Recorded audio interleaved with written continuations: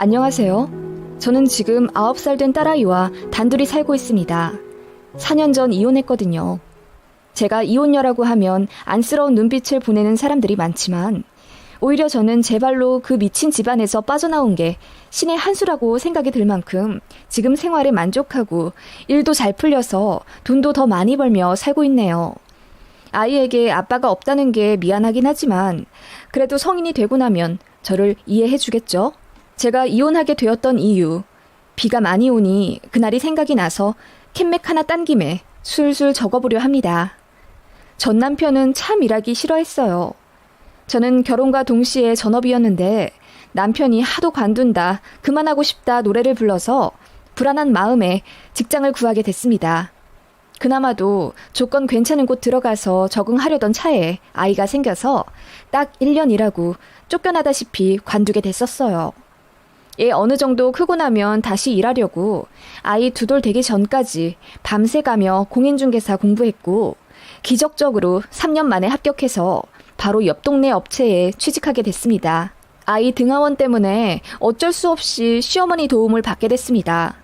어머님은 차로 15분 거리에 살고 계셨고 저 일하기 전에는 손녀딸이 아무리 이뻐도 절대 안 도와준다고 하셨어요. 그러다가 제가 이제 공인중개사 일하기 시작하니까 그럼 등하원만 도와주겠다 하시더라고요. 등하원 도우미 시터 구하기도 어려운 동네였고 고양이 손이라도 필요한 때라 어머님 도움 너무 감사하게 받으면서 일했습니다만 저는 솔직히 말해 벌이가 변변치 않았습니다. 인센을 거의 못 가져왔으니까요.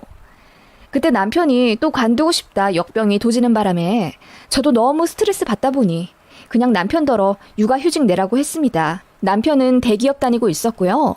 연봉 8천 정도 되던 사람입니다. 육아휴직 내니 이것저것 제하고 나면 한 달에 150만 원 정도 들어오더라고요. 그걸로 세 식구가 어떻게 먹고 삽니까? 제가 또 평소 180만 원, 계약 좀 성사시키면 250에서 300만 원 정도 받았는데 남편 씀씀이가 솔직히 해펐어요. 구두도 늘 어디 장인한테 수제로 맞추는 거 좋아해서 신발장에 그 사람 구두만 2천만 원 어치는 있을 겁니다. 그리고 가디건도 아무거나 안 걸치고 꼭 연예인들이 입고 나오는 100만 원이 넘는 것들, 반팔티 하나도 10만 원이 넘습니다. 뭐 대기업 다니니 그럴 수도 있다 치지만 결혼하고 나서 생활비에 딱히 여유롭지가 않은데도 그런 생활을 하니 저랑도 당연히 부딪혔죠. 저는 명품이라고는 가방 딱 한 개 있고 그것도 결혼하면서 예물로 받은 겁니다. 그것 말고는 인터넷에서 몇천 원 하는 원피스나 반팔티 같은 거 입고 다니고 그랬어요. 저라도 안 아끼면 어쩔 땐 진짜 시금치 살 돈도 없었거든요. 저는 참고로 남편한테 생활비 받았었고 저 일하니까 그나마 주던 생활비도 깎더라고요. 지금 생각하면 그지 같은 놈이었지만 그 당시에는 시어머니랑 남편의 세뇌? 가스라이팅 때문인지 전업인 제가 스스로 한심하게 생각돼 돈 관련된 사항은 제 입장을 주장하기가 어렵더라고요. 맞아요. 저는 할 말 잘 못하며 살았고 사람들은 제가 너무 착하고 순하다고 했지만 제 스스로 생각하기에 바보같이 살았던 것 같아요. 어머님한테도 부당한 대우 받으면서 제대로 할 말도 못하고 살았거든요.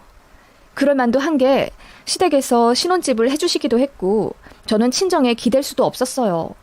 친정엄마는 저 대학생 때 돌아가셨고 친정아빠는 편찮으셔서 시골에 내려가 요양하고 계시거든요. 혈압이 안 좋으셔서 최대한 저 잘 살고 있는 모습만 보여드리고 싶었고 제가 결혼하고 나서 남편과 시댁으로부터 스트레스 받는 걸 차마 말씀드릴 수도 없었어요. 그런 상황이니 이혼은 더더욱 생각을 못했죠. 혹시라도 아빠 또 쓰러지실까봐. 예전에도 비 엄청 오는 날 한번 쓰러지셨던 적이 있는데 워낙 빗줄기가 센 날이라 길 한가운데서 쓰러졌어도 주변 사람들이 우산 쓰느라 바빠 보지도 못했어요. 골든타임 넘기기 직전 아슬아슬하게 병원 가서 겨우 사셨고 그 후유증으로 하시던 일도 관두고 시골 내려가신 거예요.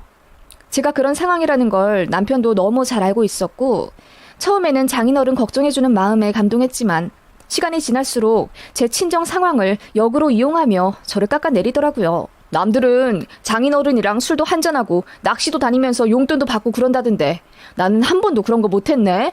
사위사랑은 장모라던데 장모님한테 맛있는 보쌈 한 번 얻어먹지도 못하고 내 친구들은 처가 가면 아주 손님 대접 받으면서 기가 살더라.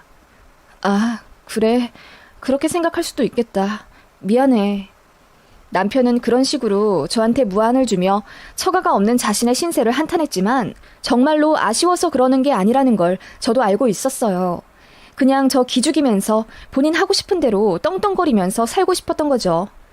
그 덕분에 남편은 저 만삭 때도 밤새도록 친구들이랑 놀며 잔소리 한 번 듣지 못했고 집에 들어오면서 양말도 옷도 여기저기 허물처럼 벗어 내팽개쳤지만 전 아무 말 하지 않았습니다. 그럴 만도 한 게 시어머니도 저를 엄청 구박하셨거든요.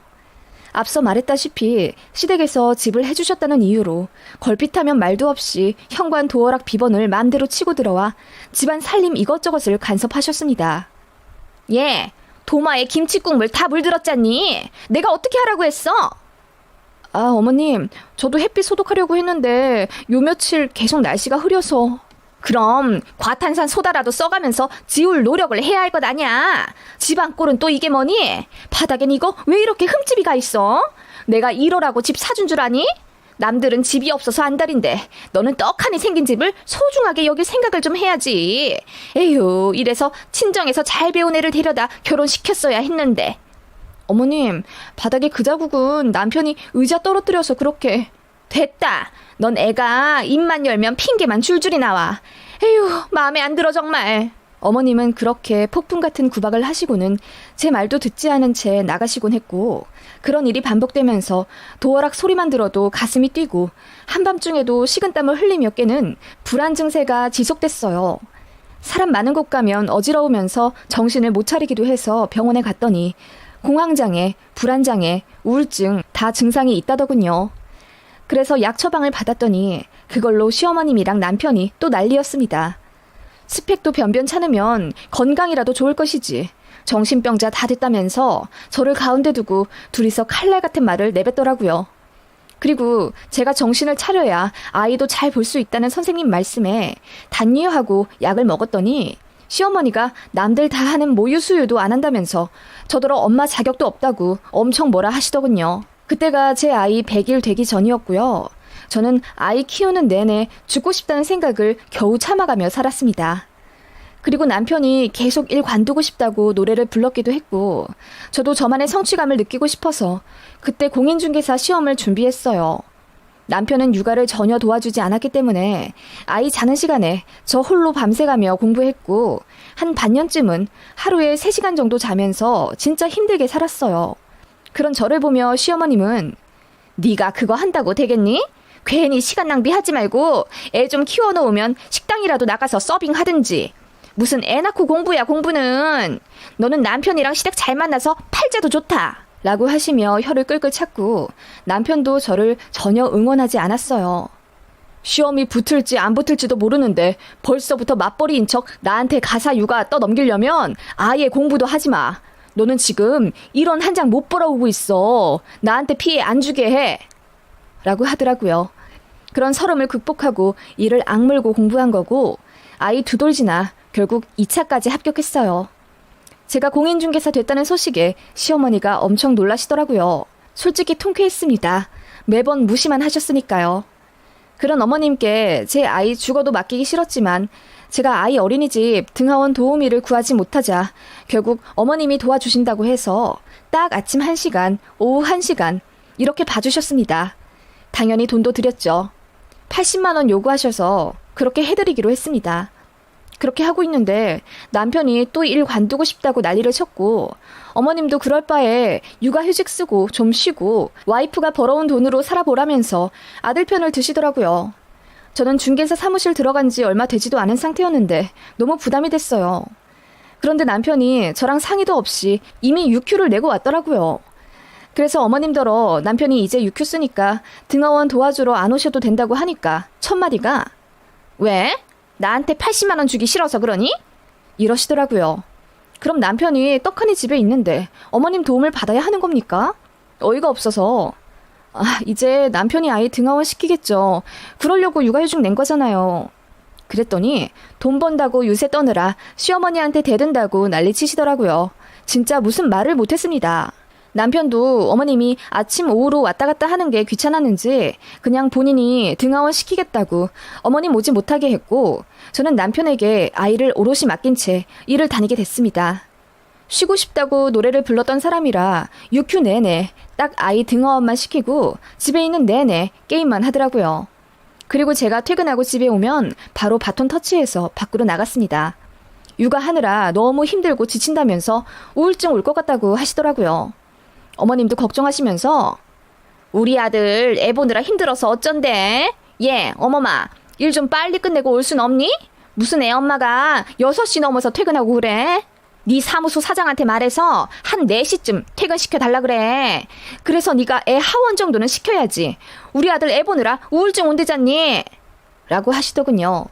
제가 정신과 약 먹을 때는 집에 들어앉아서 애나 보는데 뭐가 그리 힘들어서 정신병이 걸렸냐면서 저더러 의지가 약하고 정신력이 부족하다 어쩐다 그렇게 잔소리를 하시더니 정작 본인 아들이 육아 때문에 힘들다 어쩌고 하니까 그런 반응을 보이시더라고요. 심지어 남편이 6휴 내고 집에서 하는 일은 정말 딱 아이 등하원입니다. 애 밥도 제가 다 해놓고 가서 남편이 아침 저녁으로 데워주기만 하면 되고 지 밥은 지가 시켜 먹었어요. 배달음식 값도 한 달에 100만 원 정도 나왔던 것 같네요. 저는 집에 혼자 있으면 배달음식도 단 한 번도 안 시켜 먹었어요. 돈도 안 버는데 혼자 배달음식 시켜 먹으면 양심 없다고 하도 눈치를 줘서요. 그렇게 빨래 설거지도 안 하면서 뭐가 그렇게 힘들다는 건지.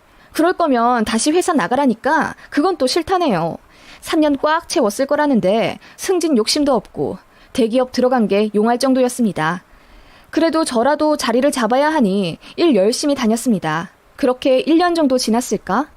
우울하다던 남편은 어느 순간부터 생기 발랄해져 있더라고요. 근데 말문 트인 아이가 어느 날 그러더라고요. 엄마, 세영이 집에는 엄청 큰 물고기가 있다? 세영이? 세영이가 그래? 아니, 내가 봤어. 어제 세영이 집에 갔을 때 봤어. 우리 정아 세영이 집에 갔다 왔어? 언제? 저는 모르는 일이었어요. 아이가 친구 집에 갔다니.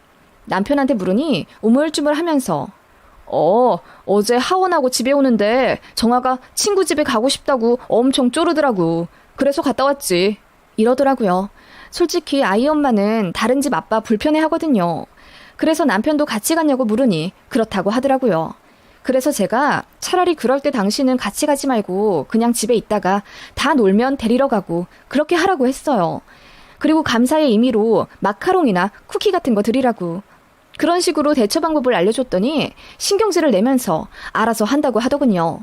그런데 그 이후로 아이 입에서 그 세영이라는 친구 이름이 자주 나왔습니다. 세영이랑 카페에 갔다, 같이 마트에서 장 봤다, 같이 드라이브 했다 어쩌고저쩌고 하는데 저는 너무 놀랍기도 하고 그 세영이라는 엄마한테 너무 미안해지더라고요. 남편 말로는 제 아이가 졸라서 어쩔 수 없이 같이 갔다는데 그 엄마가 제 남편 때문에 얼마나 불편해 하실까 싶어서 남편한테 세영이라는 친구 엄마 전화번호 혹시 알고 있냐고 물었더니 갑자기 길길이 날뛰더라고요. 내가 그 엄마 번호를 어떻게 알아? 진짜 어이없다. 아니, 그 엄마한테 미안하고 고맙다고 인사하려고 그러지. 내가 알아서 한댔잖아. 내가 6휴 내고 애 다 보고 있는데 당신이 왜 참견이야? 그럴 거면 다시 일 관두고 전업하든지. 라고 화내면서 나가더라고요. 그 세영이라는 애 이름만 올려도 예민하게 굴어서 말도 못했습니다. 결국 제가 아이 어린이집 선생님한테 여쭤봤어요. 세영이라는 친구 보호자 전화번호 좀 알 수 있냐고요. 그랬더니 개인정보법 위반이라 알려드릴 순 없고 제 번호를 그 엄마한테 전달해줄 수는 있다고 하시더라고요. 그래서 제가 제 번호 남기면서 너무 감사해서 기프티콘이라도 보내드리고 싶으니 꼭 좀 연락 달라고 했는데 2주가 넘도록 묵묵부답이었습니다. 그 사이 아이한테 얘기 듣기로는 거의 매일 하원시마다 그 세영이라는 아이와 노는 듯 했고요. 그러던 어느 주말 이상한 일이 있었습니다. 모처럼 온 가족 시간을 내어 시어머님도 같이 동네 큰 정육식당에 갔어요. 규모가 크고 주말이기도 해서 사람이 붐비더라고요. 다 먹고 제가 결제를 하고 있는데 어떤 여자가 저희 시어머님한테 아는 척하면서 인사하더라고요. 어머님이 당황하신 듯 제 눈치를 좀 보시더니 예전에 잠깐 등하원 시켰을 때 만난 아이 친구 엄마라면서 당황하시더라고요. 제가 고개를 갸웃하던 찰나 제 아이가 어딘가를 가리키며 세영이다, 세영아! 하면서 달려가더군요. 제가 너무 반가워 그 아이에게 가서 네가 세영이니? 반가워. 나 정아 엄마야. 너희 엄마는 어디 계셔? 라고 물었더니 그 아이가 어딘가를 가리키더군요. 손가락을 따라 고개를 돌리니 그곳엔 저희 시어머니와 반갑게 인사했던 그 여자였습니다. 제가 저 정아 엄마예요. 말씀 많이 들었어요. 너무 감사하다고 제가 인사 좀 제대로 드리고 싶었는데 라고 했더니 그 여자가 해실거리며 웃더니 고마워하실 필요 없어요. 정아가 어찌나 예쁜지 제 딸 같거든요. 정아 아버님도 매너가 좋으셔서 저도 별로 안 불편하고요. 걱정 안 하셔도 돼요. 공인중개사 하신다고 들었어요. 바쁘실 텐데 개의치 마시고 업무에 집중하세요. 제가 정아랑 잘 놀아줄게요. 라고 하며 제 곁을 떠나더군요. 근데 이상한 점은 남편도 분명 그 여자를 봤거든요. 근데 제 앞에서 아는 척을 안 했어요. 완전 모르는 사람인 척 굴더니 나중에야 서로 인사하더군요. 시어머님이 그 여자를 잘 아는 것도 이상하다 생각은 들었습니다. 그래서 어머님께 여쭸더니 오며 가며 몇 번 봤다. 참 살갑게 잘하네. 몇 번 안 봤는데 인사도 저렇게 상냥하게 하고 라고 하시더니 저더러 저런 것 좀 배우라고 또 잔소리 하시더군요. 제가 남편에게 얼굴 잘 알고 있으면서 왜 아는 척 안 하고 있었냐고 물으니 못 봤대요. 못 볼 각도가 아니었거든요. 좀 이상하다 생각은 들었지만 주말 내내 너무 정신이 없고 사무소장님한테도 업무 전화가 와서 잠깐 나가 있느라고 깜빡 잊었습니다. 아예 의심이 안 든다고는 말 못하겠어요. 둘이 뭔 사이라도 되나? 싶은 마음이 안 들었다면 거짓말이겠지만 설마 아이들 데리고 그런 사이가 됐으려나 싶은 생각에 고개를 흔들며 떨쳐버렸거든요. 그러다가 제가 이제 모처럼 오후 반차를 쓰게 됐습니다. 남편한테 반차 썼다고 말했더니 그럼 자기는 스크린이나 치겠다며 저더러 아이 하원을 해달라 부탁하더군요. 알겠다 하고 시간 맞춰 아이 어린이집에 갔는데 그 세영이라는 엄마한테 전화가 왔어요. 저 세영이 엄마거든요. 죄송한데 제가 일이 생겨서 저희 세영이 하원을 못할 것 같아요. 혹시 저희 아이 좀 3시간 정도만 봐주실 수 있으세요? 라고 하길래 흔쾌히 알겠다고 했습니다. 그래서 제가 아이 둘 데리고 저희 집에 가서 저녁까지 먹이고 있는데 다 늦어서 그 세영이라는 엄마가 집에 찾아오더군요. 그런데 진짜 이상한 점이 있었습니다. 벨소리가 나기 전 삑삑삑 하는 도어락 비번치는 소리가 났었어요. 그러다가 벨이 울리더라고요. 뭐 헷갈리셨나 보다 했고 별일 없이 아이 친구를 보냈습니다. 그리고 그 직후 남편이 도착했고요. 친구랑 스크린 치고 왔다더군요. 누구랑 쳤냐니 잠깐 눈을 굴리다가 회사 후배랑 쳤다고 하더라고요. 저희 동네에 후배가 살거든요. 그런가 보다 하고 며칠이 지났고 저녁에 퇴근하다가 동네에서 그 남편 후배를 만났습니다. 잠깐 스몰 토크 하다가 제가 며칠 전에 저희 남편이랑 스크린 치셨다면서요. 요즘도 종종 치세요? 라고 했더니 저 스크린 끊었는데요. 저 형이랑 마지막으로 친 게 1년도 넘어요. 라고 하더라고요. 그때 뒤통수를 망치로 얻어맞은 듯 얼얼하더라고요. 대충 웃으며 인사하고 돌아서는데 그제야 남편의 요즘 수상한 행적이 제대로 떠오르더군요. 밤에 담배 피러 나간다고 나가선 1시간을 있다 온다거나 핸드폰에 갑자기 비번이 잠겨져 있기도 했는데 이상하게 그 세영이라는 친구 엄마 얼굴이 제 머릿속을 떠나지 않았습니다. 그래서 남편한테 말 안 하고 휴가를 하루 냈어요. 그날 출근하는 척 하면서 나와 집 앞 카페에 있었습니다. 9시쯤 남편이 아이 손을 잡고 등원시키는 게 보였고 바로 어린이집으로 갈 줄 알았는데 그 반대편으로 가더라고요. 제가 따라가 보니 어딘가에서 전화를 하며 기다리더니 그 세영이라는 친구와 그 엄마랑 같이 만나 등원을 하더라고요.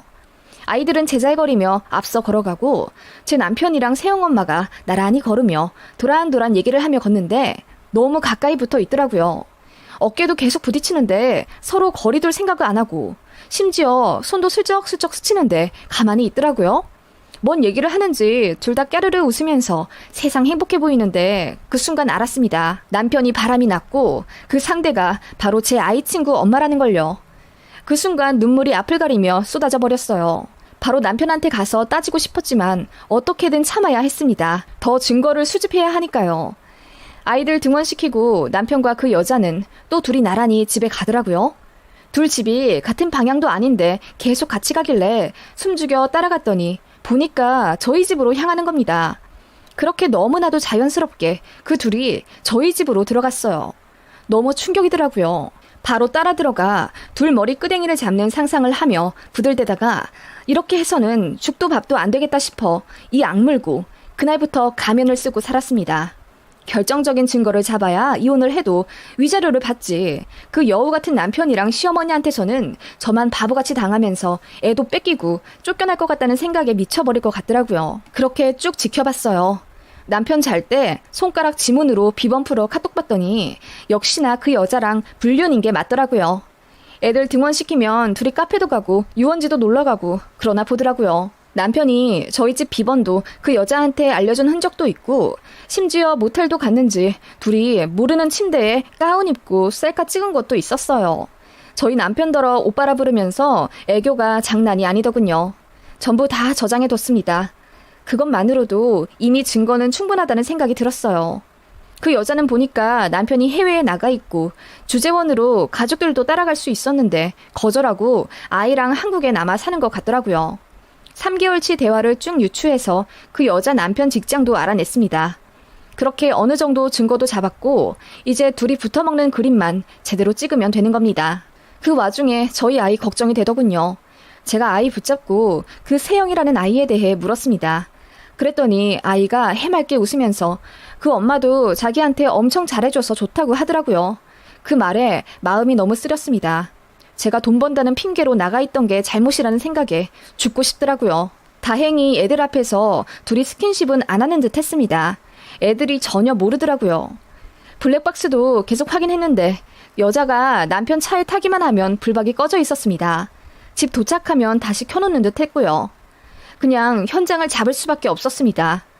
문제의 그날 남편 몰래 휴가를 내고 멀찍이 애 등원하는 걸 지켜보고 있었어요. 그날도 역시나 세영이라는 친구와 같이 등원하고 돌아오는데 이번에는 그 여자 집으로 둘이 손잡고 가더군요. 제가 몰래 따라갔습니다. 둘이 엘리베이터 타고 올라가는 층수를 확인하고 한숨 돌린 후 따라 올라갔습니다. 그 여자 집 찾는 건 어렵지 않았습니다. 현관 밖 물건들 중 분홍색 자전거에 세영이라는 이름이 붙어져 있었거든요. 제가 심호흡을 하고 벨을 눌렀어요. 얼굴 안 보이게 옆에 숨어서 눌렀더니 안에서 누구세요? 하는 소리가 들리더군요. 그런데 목소리가 젊은 여자가 아니었습니다.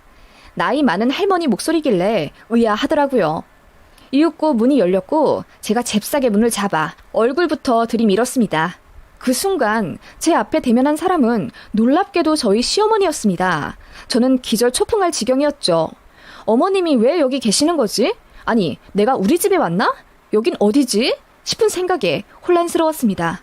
그 순간 뒤에서 어머님 누구예요?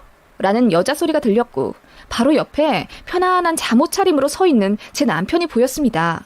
둘이 소리를 지르며 경악하더군요. 어머님도 너무 놀라 아무 말 못한 채 제 얼굴만 눈을 동그랗게 뜨며 바라보셨습니다. 지금 두 분 여기서 뭐 하고 있어요? 라고 물으니 셋 다 아무 말 못하더군요. 전 그때 카메라 녹화 기능으로 해놓고 쳐들어간 거였거든요. 제가 핸드폰부터 들이밀자 어머님이랑 남편이 급하게 제 폰부터 뺏어 가더군요. 뭐 하는 짓이냐고 소리를 지르자 어머님이 대뜸 아니 너 출근 안 했냐? 참나 너 우리한테 거짓말한 거야? 라고 하는데 헛웃음이 나더군요. 그 여자는 얼굴이 빨개져서는 안방으로 숨어 들어갔더군요. 제가 문을 열라고 소리치며 문고리를 잡고 돌려도 묵묵부답. 그제야 남편이 저를 막아서며 한마디 하더군요. 아 그냥 세영이 엄마랑 친해져서 놀러 온 거야. 오해는 하지 마. 라고 하길래 제가 소리를 지르며 오해? 친해져? 얼마나 친해졌으면 남의 집에서 잠옷으로 갈아입고 시간만 나면 둘이 모텔도 다녀. 라고 했더니 시모와 남편이 기절할 듯 놀라더군요. 그러면서 저더러 정신병이 도져서 소설 쓴다 하더군요. 제가 지금까지 본 거 다 말했습니다. 둘이 손잡는 것도 봤고 카톡 대화하는 것도 다 봤고 전부 다 알고 있다고 사실대로 말하라고 소리를 지르니까 시어머니가 사이를 막으며 너 어디다 대고 소리 지르니? 그만했으면 나가자. 내가 나가서 다 설명할 테니. 라고 하시길래 지금 설명하라고 했습니다. 집안 둘러보니까 어머님이 밥을 차리고 계시는 것 같더라고요. 진짜 황당했습니다. 아들의 상간녀 집에서 둘이 편하게 밥 먹으라고 식사도 차리고 있다뇨. 저한테는 생일날 미역국 한번 끓여준 적 없는 시모입니다. 그거 보니 눈이 돌아 안방 쪽으로 향해 소리쳤어요. 당신 남편 어디서 일하는지 다 알아. 내가 지금 당장 그쪽으로 전화해서 알리기 전에 빨리 나와서 이실 짓고 하는 게 좋을걸? 이라고 했더니 잠시 후 여자가 눈물을 펑펑 쏟으며 나오더군요. 그러더니 제발 지 남편한테는 알리지 말아달라며 무릎을 꿇더군요. 그거 보고 남편이랑 시모도 당황해선 뒤로 물러났고요. 그제야 갑을 관계 위치가 바뀌었습니다.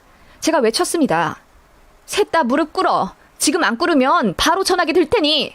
라고 했더니 남편이 바로 꿇더라고요. 어머님은 꼿꼿이 서 계시길래 제가 한 번 더 말했습니다. 제대로 동네 망신 시켜드려요? 네? 라고 했더니 우물쭈물 하시며 어머님도 무릎을 꿇으시더군요. 그 모습 보니 미친년처럼 웃음이 나더라고요.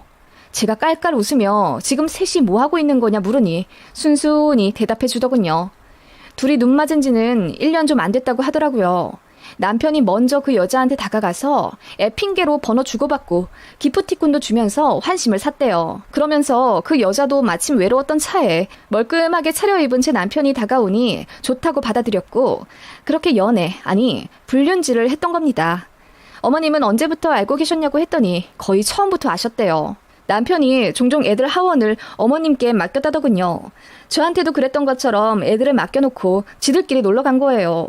모텔 간 거겠죠 뭐. 그 말 들으니 현실감이 느껴지지가 않더라고요. 황당해서 한숨만 쉬고 있으니 남편이 슬그머니 일어나 제 손을 잡으며 한 번만 용서해달라고 하더군요. 제가 싸대기를 날려버렸습니다. 남편 안경도 날아가더군요. 시모가 놀라 뭐 하는 짓이냐고 저를 밀치길래 저도 바로 식탁에 있던 찬물을 어머님 얼굴에 뿌려버렸습니다. 냉수 먹고 정신 차리세요. 사람 하나 바보 만들고 농락하는 거 참 쉽죠? 근데 어떡해요? 이제부터 쉬운 거 하나도 없을걸요? 제가 무슨 일이 있어도 당신들 지옥으로 쳐넣을 거거든요. 라고 하며 스마트폰을 들고 일어나려 하니 남편이 거기 증거가 다 있는 줄 알고 필사적으로 막더라고요. 그러더니 베란다 밖으로 제 폰을 던져버리는 겁니다.